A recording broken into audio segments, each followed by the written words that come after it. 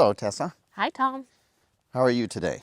I'm doing well. It is a cool, foggy day in Maricopa. It's very foggy. You can hardly see the mountains. Yep.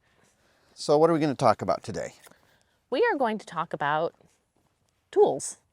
Cruel tools, Cruel tools. Well, that's debatable. especially the whip. The whip. Oh my goodness, that's Yes. the one that gets brought up. Like, I can't believe, I like what you do with horses, but why do you use a whip? Yes. Inevitably, that will come up either during a seminar, although not as frequently, but online a lot in Yeah. comment. It's not uncommon to post a video and have some comment about a whip and why am I using a whip when the horses are doing so well. Yes, or just a passive comment about,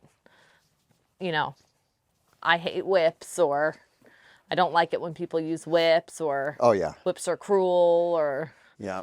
can't you do it without using a whip? And there's this assumption that if you're using a whip, and we're calling it a whip, we call it a training stick. We don't call it a whip, but But that's not an that, attempt to yeah, I avoid. was going to say that's not to avoid calling it a whip. It's just we don't whip our horses with the whip, so we call it a training stick. But the assumption is for some people that if you're carrying a stick or a training stick or a whip, that you're beating your horse. Yeah, Or at least that seems to be the conclusion they are very willing to draw. yeah. And we're going to call this episode an energy or enemy, because the whip to us is just energy. Yes. And what's the point? Like, energy is neither cruel or kind. It just is. It just is. And you know how a common phrase in training to try to explain to people how the stick isn't cruel, they'll say it's just an extension of my hand. And I think anyone who's critical of a stick for the fact that it's a stick shouldn't be offended by that explanation, because really an extension of the hand still doesn't dismiss whether or not it's cruel. Right, because if the hands are cruel, the tool is cruel. Yeah. And that follows with a bit. That follows with spurs. I mean, just because the tool is being used does not mean it's being used in a way that is cruel. Right. And yeah, I mean, I would hope that most people realize that, but that is not the case. There are some assumptions being made, at least in our experience. There are. Yeah, and I want to touch on the aspects of these tools. And I think anything we say about the training stick or the whip can be applied to the other tools. Because, again, if you break it down, it's really the use of energy. And what is the purpose of energy when we're using it? And you know what I do to the training sticks that I have. Every one of them, they come with a cracker at the end of the whip, and that's what makes the cracking sound. Mm-hmm. Because when you whip a whip and you get that cracking sound, that's the cracker at the end breaking the sound barrier. So of course, if that hits somebody, It's going to sting. it's gonna sting. And of course, if you swing a stick at a person or an animal, that's gonna hurt even without it. So the idea, what I do is I take off that cracker and I put a ribbon on the end. So that ribbon is an extra energy that can be seen, instead of just relying on the sound of a crack of a whip. So I'm sure maybe you can list some advantages of the energy of a ribbon on the end of a stick, or at least the mechanisms at play. Like, why is that useful? Well, it's an attention getter. It's something that they can sense. They can see it. They can hear it. Yeah. They can feel it if it brushes them. And it's a way for us to get there attention and motivate them to move without having to be within reach of them, which is sometimes not where we are and sometimes not where we want to be, Yeah. depending on the situation. So And I'd even go like further and say it's not even necessarily to get them to move. It's for their attention. yeah. And sometimes we're asking them to move. But sometimes we're asking something completely different. Yeah. I didn't mean to interrupt there. You were in the middle of that. Oh no, I was just gonna say I liken it to the baton that a conductor uses when they're conducting. Yeah. That's a great analogy because that's a stick. Yep. And what's that used for? You know, and That is used to clarify the manner in which the conductor is asking the musicians to play whatever they're supposed to play. Am I correct in that? I'm not a musician. yeah, it But is. there's And there's subtleties and qualities that he's conveying with the use of that stick. for one thing, the stick is easier to see. Yep. It's it can communicate a precision with that energy, and that energy is often used to not only communicate a tempo, a rhythm, but also the greater space it encompasses with the movement coincides with the amount of volume that is requested. So those tiny movements are usually quieter moments, and the larger movements are louder. So moments. energy again. So that again, it's not saying what to do as much as it's saying how to do it. Yeah. And that's very important. So did we do that one yet? No. This one can go over there with it. So that's it. That's the big, that's how we use it. The stick, or as some critics would say, the whip, the horse whip that we're using, isn't telling the horse what to do. It's saying, most of the time, it's saying how to do it. So if we're saying we want to have this interaction of where we trot together or move forward together, we give the cue for moving forward together. And then we say, but we want to move forward together with this kind of energy. Your body energy communicates that, just like the conductor's arms communicate that. But the stick is even clearer. It brings an extra energy and precision to it. And so I really like the example of a conductor. Oh, Oreo is so cute. Hi, buddy. He's giving you kisses there. Hi, buddy.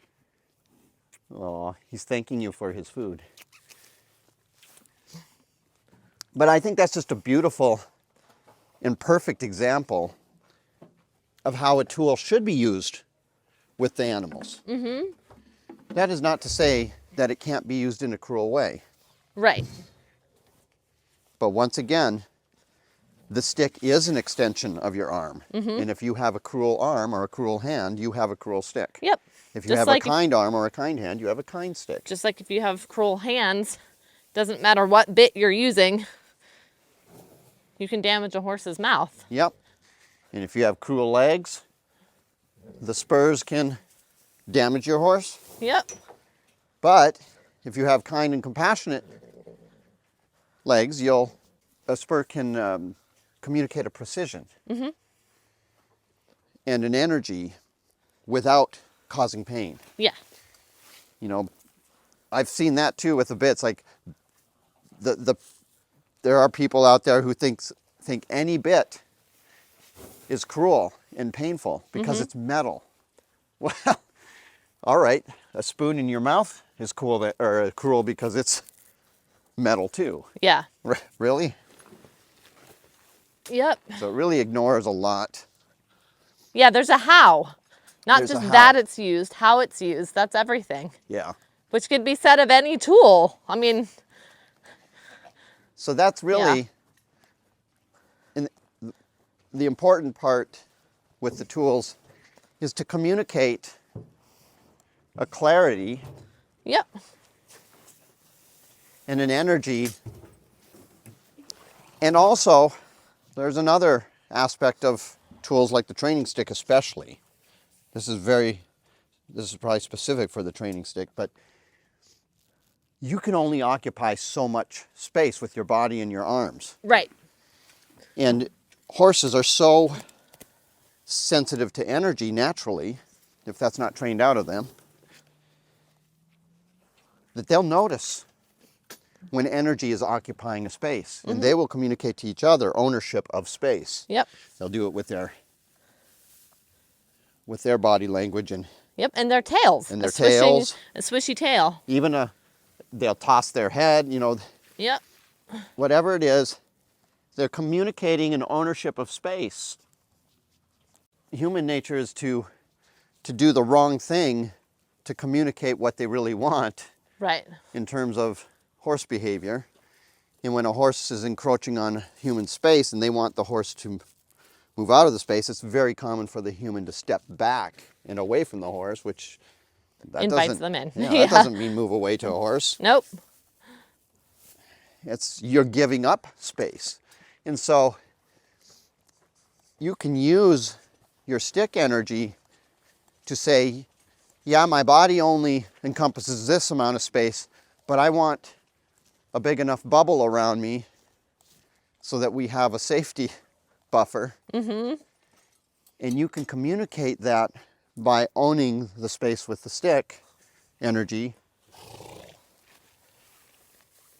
And it's very effective. And I would say when you're not clear with the horse what you want, that lack of clarity can actually be cruel. Yeah. Because, Well, it's very anxiety provoking. yeah, and it's not fair. It's like, wait, you're stepping back and you're wanting me out of your space? The horse doesn't know that. Now I have a dangerous horse, Yep. and now they're treating their horse differently, but really they caused the issue by not being clear. So, yeah, I guess that brings us to a topic we'll probably do a whole podcast on, which is boundaries. Tools are useful in defining boundaries. Indeed. So, but once again, it's the energy, the use of the energy in those tools. We didn't even touch on punishment versus. Oh, yeah. Yeah. So I think a simple explanation of why we use training sticks is we use them as, we kind of use them as adjectives, right? And Yes. you already touched on this. So Yeah, but I do we that. we give a cue. Yeah, which is actually, yeah, you could say adjectives, but precisely probably we give the cue, which is a verb, Yep. saying what to do, right? That's an action word, so a verb, and then the stick becomes an adverb. Yeah. Which is to say, with how much energy we want them to do the thing. Yeah, and they're very good especially when you build a relationship of trust and they're confident with the energy. They're very good at mirroring energy, just like, just like an orchestra will pick up on the energy of the conductor's Conductor. baton Yep. and match that energy, right? Yep. And so in context, it all makes sense and there's no fear involved. Right. And also, the reason there's no fear involved is because we're not punishing our horses with the stick. And the criticism, I think that the criticism that we've received, which has only been, why do you use a training stick?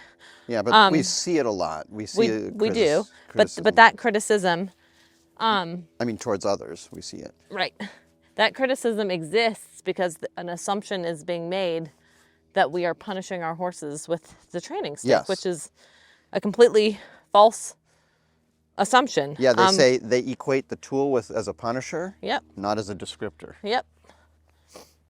And I think there's an assumption based on familiarity. Like everybody is familiar with the circus or pictures of the circus where you see a lion tamer and a whip. And of course that brings this picture to your mind. So then if you see any person with a stick that resembles a whip, or maybe it is an actual whip, standing in front of an animal or interacting with an animal, the assumption is drawn that it's being used in the same way it was used in the circus Yeah. with a predator. Right. And that is not to say that doesn't happen, but you can't judge Just because the somebody interaction just because that Yeah, exists. just because somebody's using a stick doesn't mean that they're using it as a punisher. Now, Yeah. I'm sure that there are people that use training sticks or whips, whatever we're calling it, as punishers. But that is not how we're using them. Yeah, I mean, you got to look at the context. What is the scene? Like okay, let's paint a scene with someone holding a baseball bat. Right. If you see someone holding a baseball bat, you don't automatically fear the outcome of that. Yeah. You got to look at the context. If there's people in stands cheering, you might want to grab a seat and some popcorn. Yep. If you're walking down a dark alley, you might want to turn and go the other way. So, context is everything. Context is everything. Yep. And use is everything. The Yeah. how. Yeah. The how and the why. Yeah, but human nature is just so prone to these fallacies Assumptions. that, Yeah. guilty by association. You're Yeah. carrying a whip, you're guilty Yep. of beating something. So, and the other thing is because we use that as energy. So here's an example. Here's an example where someone misread the scenario, and they never did stick around to have a conversation, which I would have loved. But I was training a technique we call hip-to-me. And someone and their daughter was boarding at the same facility I was training, working with this horse, and the owner of the horse was right with me. And probably the prerequisites should have been built up more so the horse was more confident. But I did not make any contact with the horse. I gave the cue and I raised the stick and started waving the stick at enough energy that the horse went from a passive state to searching for an answer. And the idea is that when they search the right direction, the energy goes away, and that's us pressing the save button. Well, the horse's first response was to rear up when the energy of the stick started to move. And that's with no contact. So the horse wasn't being beaten. But the horse was standing between the observer and the stick. So the observer couldn't tell that the stick never was touching the horse. They just saw the stick went up in the air and they saw the horse rear. And they automatically thought I was beating the horse. And this was from a distance. So they come and approach me, and her first question was, "Is that how you start a horse?" And she was clearly upset, and I was confused, and the owner standing next to me was confused, like, "Huh? We're not starting a horse." But I was like, "What?" And she said, "Is that how you start a horse? You beat them." And I was like, "Okay, well, I'm not starting a horse, and nor am I beating them." And she said, "Well, it sure looked like it." And she turned around and walked away with her daughter. Yep. And I wanted her to stick around and have a conversation because I thought this was a good opportunity for everybody. And it would have been a good conversation about starting points, and when you see if the horse is too anxious, that maybe it's time to find a different starting point. And also that just because you see a horse respond to energy in a way maybe you didn't predict, maybe it was whether it's a bolt or a buck, just because they are triggered doesn't mean the thing that triggered them was being cruel. Right. It just means they were sensitive and had a strong emotion about it. And so if it wasn't cruel and it's a compassionate starting point, you'll be able to, and they weren't so much in that they weren't in a panic state, you'll be able to quickly build confidence in them just by pressing the save button at the right time. Right. So it was one of those instances. I think the idea of punishment is so ingrained in the horse world with the use of tools, and maybe that's not unfounded. No, there are indeed some very cruel horsemen and women And out there. I think over the years, even though I haven't been in it in a long time, I've heard enough stories that some of that was more prominent a long time ago. Like, I feel like there's been a progression towards compassion as we go along with horses. And There's definitely more awareness of methods that are available for training that are not cruel and do not rely on force and punishment. I'm sure there are still trainers out there who train that way. oh, there are. We hear about it and see, Yep. especially with people having cameras and videos on their phones. But there is at least an awareness now that if the horse has an owner that is different from the trainer, that the owners are hopefully more aware that there are other options available. I think a lot of times there's a line drawn that doesn't have to be drawn, especially between, like, if a training technique is using treats or if a training technique is using other tools, that the kind training is the one that's using the treats and the cruel training is the one that's using the tools. Yeah. You can use both. You can use other forms of what we've called additive. Or positive reinforcement. Yeah. Well, yeah, but we're calling it additive reinforcement. I think we talked about that in another podcast. But anyway, it doesn't just have to be treats. It can be praise and all that. That should be included. Certainly not excluded. But anyone who's drawing, like creating like an us versus them, is really missing out on effective and compassionate training. Because You can use both. We do. We use both positive and negative, or additive and subtractive reinforcement quite effectively, as do many trainers. yeah, but the negative or subtractive reinforcement has been so mischaracterized as punishment. And Right. it isn't. And tools can be used as punishment for sure, and you won't see treats being used as punishment. So I get the tendency To view or it that why way. that happens, but I don't like the tendency of people to create this us versus them mentality.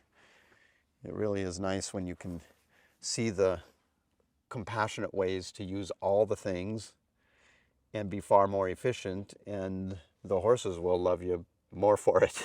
They respond more. They respond better because of the compassionate use of things. And building that relationship with them, and what tools you use in that process really are relevant only to how you're using them, Yeah, not that you're using them. yeah. I mean, you brought up the example of the conductor with the baton. I can just picture a conductor walking out on stage for a concert, and he raises his baton, and all the orchestra members fleeing the stage in fear, screaming, "Ah, you brought out the whip!" It makes for a good cartoon, a little Far Side cartoon. Oh no, the stick.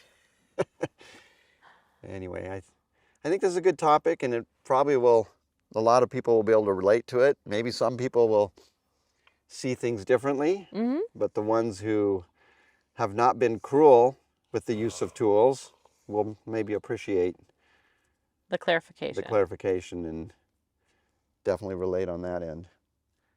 Well, Looks like the fog cleared up. It is a beautiful sunny Now day it's now. sunny and yeah, beautiful. I don't think it gets any better than this. Okay, well, Thank it you. was a good Conversation. good conversation again. So till next time. Until next time. Thanks for listening to Hoofbeats on Main Street podcast. If you would like to submit questions or short videos for review, our email is hoofbeatsonmainstreet@gmail.com. This podcast is a product of Care for Horses Foundation. You can find Care for Horses Foundation on Facebook and at careforhorsesfoundation.org.